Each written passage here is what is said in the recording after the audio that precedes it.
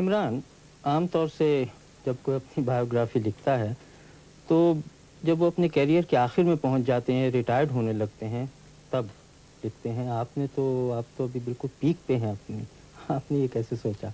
देखें जी, तेज़ बॉलर की जो पीक होती है वो ज़्यादा देर तक तो नहीं रहती, और हो सकता है कि मैं रिटायर होने वाला हूँ। इसमें कोई तेज़ बॉलर के लिए जिस तरह की मुझे इंजरी हुई है, हो सकता है कि ये ठीक ना हो पूरी तरह।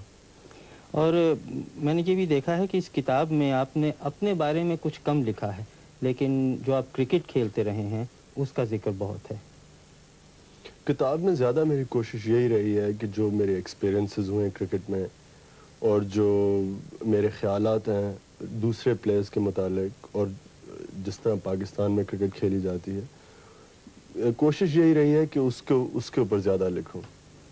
और आपने जो अपने बारे में आखिर में थोड़ा बहुत लिखा है, उसमें प्ले बॉय इमेज जो आपको दिया है यहाँ के प्रेस ने, उसके बारे में जो कुछ आपने लिखा है वो सही है? बिल्कुल जी, मैंने अपने आप को हमेशा एक क्रिकेटर समझा है, और कभी ऐसा नहीं महसूस किया कि मैं कोई प्ले बॉय हूँ, या जिस तरह भी कि नाइट क्लब्स में सारी रात गुजारता हूँ। ना मैं शराब ना सिगरेट तो पीता नहीं हूँ, और अपने आप को हमेशा एक बहुत हार्ड वर्किंग कह लें क्रिकेटर समझा है।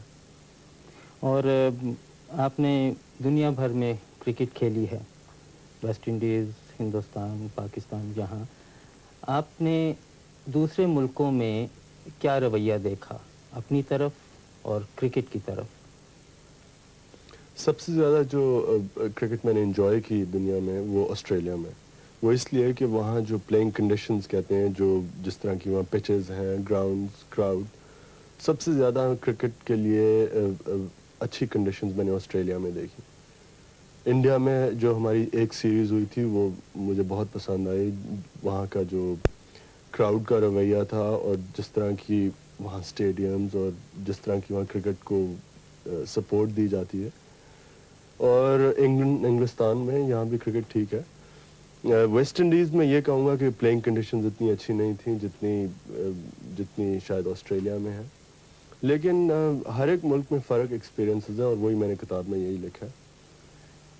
अखबार वालों का ये भी कहना है कि आप बड़े अक्खड़ मिजाज, एरोगेंट, जो उन्होंने अंग्रेजी में लफ्ज़ दिया है, इसमें कहाँ तक सच्चाई है? आप समझते हैं आप एरोगेंट हैं? मैंने तो अपने आप को कभी एरोगेंट नहीं समझा। शायद शुरू में जब इंसान को दुनिया का नहीं पता होता है, जैसे मैंने किताब में लिखा है, जब शुरू में मैं इंग्लैंड आया था, तो शायद तब कह सकता हूँ अपने आप को एरोगेंट। लेकिन मैं अपने आप को हमेशा यही शायद ये कह लें कि मुझे शाय किस्म का इंसान ज़्यादा हूँ मैं। ज़्यादा क्राउड के अंदर मुझे झिझक काफ़ी है, लेकिन एरोगेंट कभी नहीं समझा अपने आप को। लेकिन अपने मुल्कों में तो जो क्राउड है, अपने मुल्कों से मतलब हिंदुस्तान, पाकिस्तान, बांग्लादेश में ख़ास तौर से, वो तो अक्सर पिच पे इन्वेट कर देते हैं, और आपको तो आदी होना चाहिए उन सब बातों का।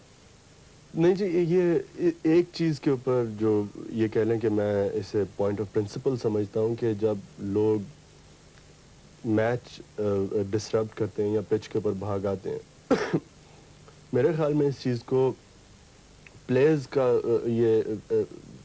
ये राइट है कि इन लोगों को इस चीज़ से रोकें, और ये इनकरेज ना की जाए। और मैं हमेशा यही कोशिश किया है कि जो अगर कोई पिच के ऊपर भाग आता है इंसान, तो मैं कोशिश यही करता हूँ कि उसे सख्त तरह पेश आऊँ। लेकिन